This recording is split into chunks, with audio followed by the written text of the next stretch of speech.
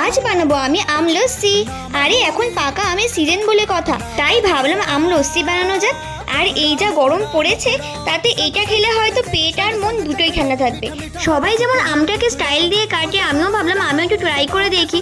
ও মা, আমার কাটার ধরন দেখে আমের টুকরোকে লজ্জা পেয়ে এসে নিচেই পড়ে গেল। প্রথমেই মই কইয়ে দিতেছি, কিন্তু এটা মই আগে বানাইও নাই খাইও নাই, প্রথমবার বানাইতেছি। সেটা তোমাদের সাথে শেয়ার না করিয়া পারি বলো?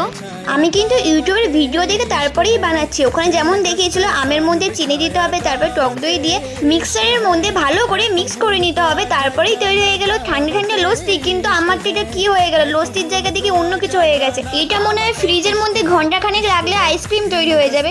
যাই হোক, বানাচ্ছিলাম তো লস্যি, সেই জন্য ঠান্ডা জল দিয়ে পাতলা করে নিলাম। তারপরে একটু হলেও লস্যি লস্যি মনে হচ্ছিল। তারপরে সুন্দর দেখানোর জন্য আমের কুচিটা উপর থেকে দিয়ে দিচ্ছিলাম, কিন্তু ভাসার চেয়ে ডুবে যাচ্ছিল বেশি। আমার সাথেই কেন এরকম হয়?